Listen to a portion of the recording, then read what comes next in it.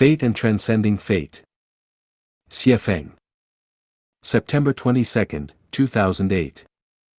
The doctrine of fatalism asserts that all changes and developments in everything, including the birth, aging, illness, death, fortune and misfortune, longevity or premature death of all living beings, are predetermined by fate or heavenly mandate.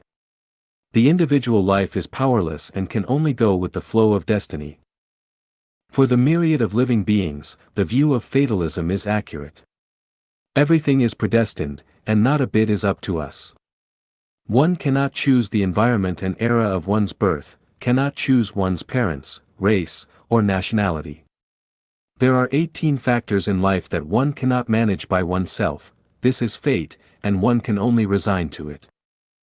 The Tao is a kind of program, a perfect operating mechanism that no person or force can resist, one can only follow it. The Earth can only revolve around the Sun in the solar system, and the Moon can only orbit the Earth. This is the fate of the Earth and the Moon, and they have no choice but to follow this path. Spring is for growth, summer is for maturation, autumn is for harvest, and winter is for storage. A peach tree can only produce peaches, and an apricot tree can only produce apricots. This is the fate of plants, and they can only be as they are.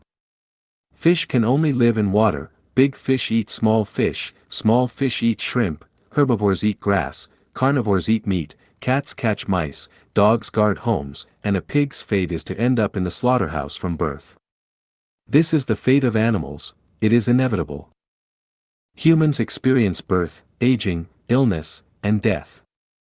As humans, one cannot escape this cycle of life and death, this is fate. Every life form has its own trajectory of existence and development, determined by a program, which is not allowed to change at will and is difficult to alter by oneself. This is fate. The entire universe, including countless beings within it, is organized according to a program. It can be said that everything is acting out according to a script. Each life form, each person, is a character predetermined by the script and can only act according to its plot: when to be born, when to die, when to gain wealth, when to fall ill, when to suffer calamities, when to become an official, and so on, all is pre-planned. This is fate, and people can only follow it. Who can escape this inevitable fate? Very few can manage it. Actors must perform according to the scriptwriter's script and the director's requirements. When crying is needed, they must cry; when laughing is needed, they must laugh; when anger is required, they must be angry; when joy is needed, they must show joy. Even the words they speak are predesigned and beyond their control. The world is a grand script, and people living in this grand script are merely characters within it. Who is the protagonist, who is a supporting actor, who is an extra, when someone appears, when someone exits, all is planned out. Although people may not feel this, and each person may feel that everything is their choice and decision, in reality, all our words and actions are already arranged. Many things, even if one is unwilling, must be done; some words, even if one does not wish to say, must be spoken. The person who gave birth to us, we must call her mother, not grandmother or sister. Since it is a script, time does not exist. When we read a novel from start to finish, the characters and plots in the novel are vivid. When we reach page 80, we say that page 80 is the present, the pages before are the past, and the pages after are the future. However, if we shuffle the order and flip randomly, any page can be the present. If we put the novel aside for years and then read it, the characters and plots remain vivid and are still the present. Thus, the issues of past, present, and future do not exist. As humans, we feel that this moment is the present, today is today, yesterday was yesterday, and tomorrow will be tomorrow. In fact, as readers of the script, we can see our future conditions. The reason we cannot see tomorrow's situation is that we are confined within the script. We cannot return to the past or advance into the future because we are humans, not gods. As humans, we are not allowed to know the script's content. Knowing it would disrupt the program and cause chaos in the universe. The people may be made to follow a path of action, but they may not be made to understand it, which reflects compassion for humanity and the requirements of the script. However, there are exceptions to the rules. The heaven's net is vast and wide, yet nothing escapes it, but it also makes exceptions. For 98% of life, everything unfolds according to the script. For 1 to 2% of life, exceptions are made. This is also part of the program. In special circumstances, some actors may no longer play their roles in the script, and the director will replace them with another actor to continue the script's plot. Human sages have continually explored the mysteries of life, time, and space, showing us a bright and splendid path. The path guided by Jesus Christ leads to the kingdom of heaven. Although Jesus did not explain it, following the path he guided can free one from the constraints of the fixed program and enter the greatest Creator's kingdom. Buddha Shakyamuni's teaching to let go of ego and attachment also guides us to cross the sea of suffering and reach the shore of Buddhahood. Muhammad also told us that with the help of Allah's, the greatest Creator, power, one can escape the confines of heaven and earth and enjoy life in paradise.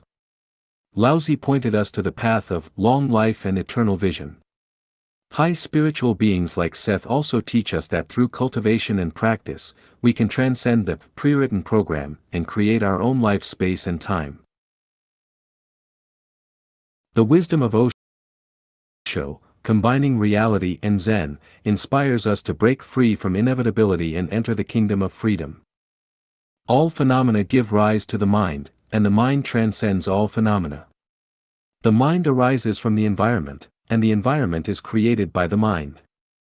For the myriad of living beings, everything is predestined, and they can only follow the mandate of heaven. Because you are ordinary mortals, you fundamentally do not understand the nature of humans, life, time, and space.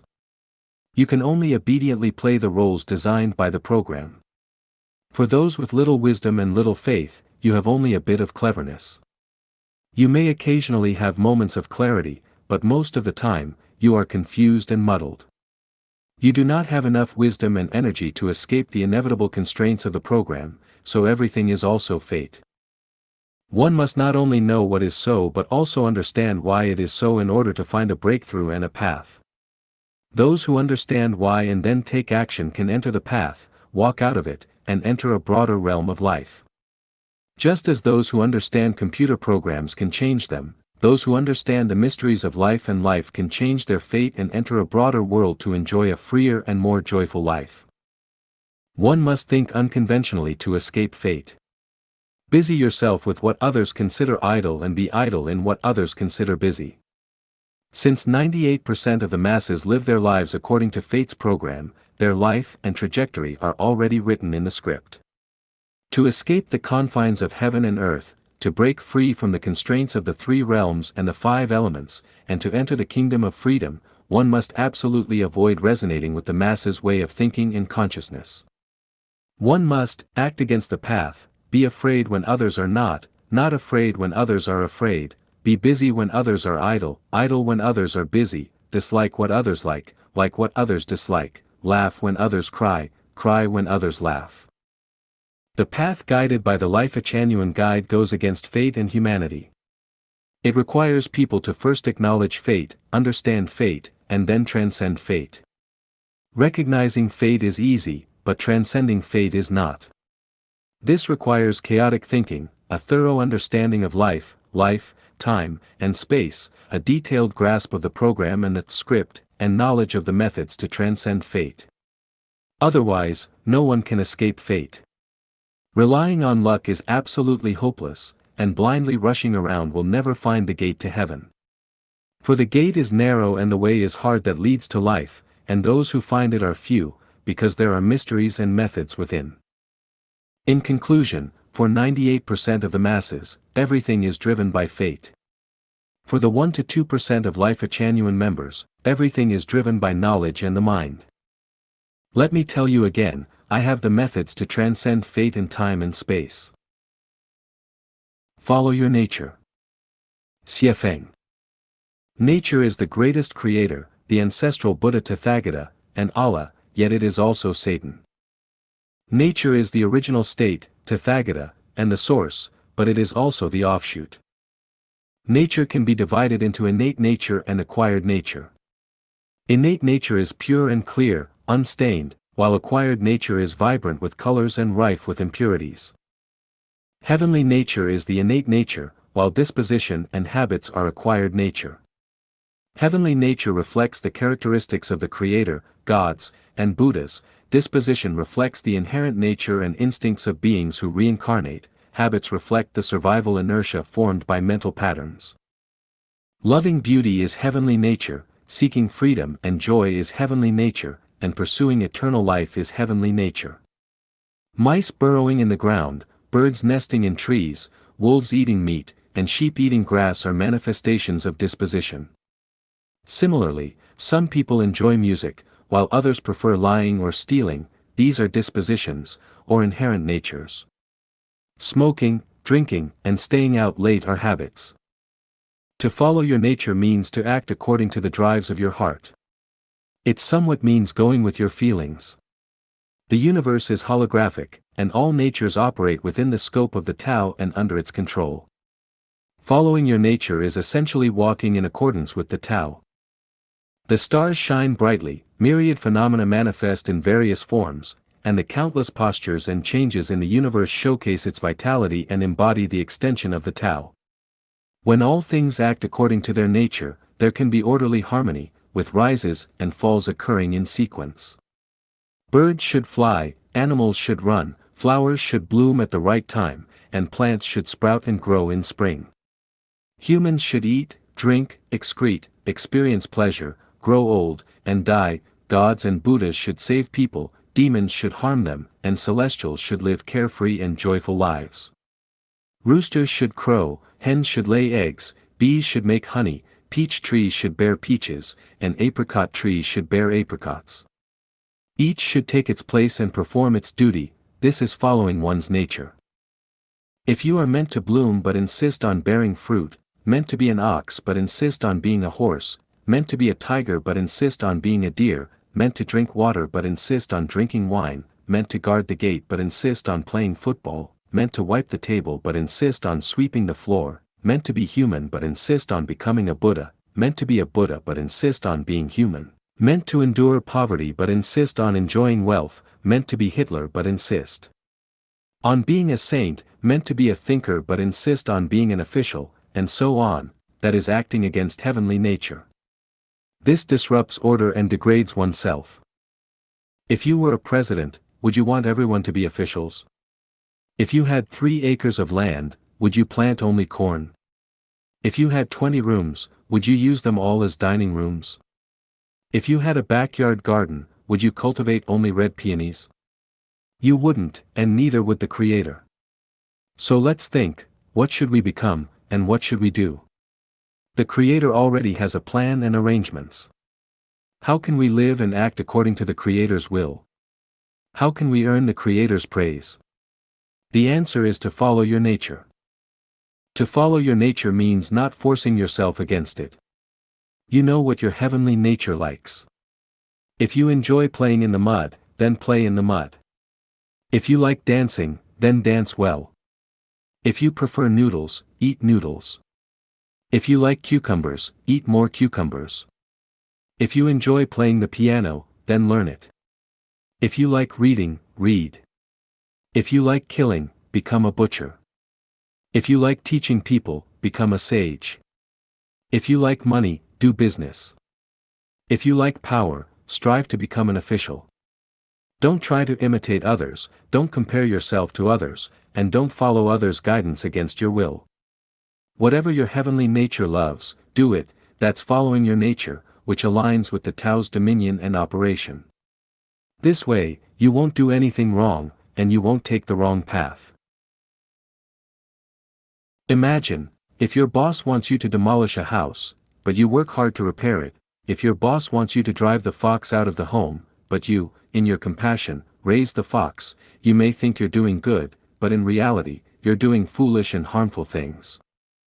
Hitler may have gone to heaven because he followed his nature. Mao Zedong may have gone to the celestial islands continent of the Elysium world because he followed his nature. Good people who do not follow their nature may have gone to hell, and those who don't live properly and obsess over becoming Buddhas or celestial beings may also have gone to hell. When a beautiful person is by your side, you may want to express love and feel an inner urge, but if you strive to conceal your feelings and pretend to be a moralist unmoved by temptations, you're likely not far from hell. This is because you are not genuine, you're fake, you're not beautiful, you're ugly. Parents who do not follow their children's nature and force them to learn this and that are despotic and dictatorial. Anyone who incites, coerces, or forces others is a bad person. Only those who comply with their own and others' heavenly nature are kind-hearted and enlightened. If you are presented with money, power, fame, beauty, and life, and you are allowed to choose only one, just follow your nature. If you weigh the pros and cons, you've violated the principle of following your nature. If you yearn for Lifechanyuan and desperately wish to become a Chanyuan celestial but allow yourself to be swayed by others, good advice, and start weighing gains and losses, you are not following your nature. Follow your nature, enjoy each day happily, and as for tomorrow, deal with tomorrow's matters then. Tomorrow, I will still follow my nature. Following your nature, with your nature being clear and pure, you will have no regrets and eventually attain perfect authenticity.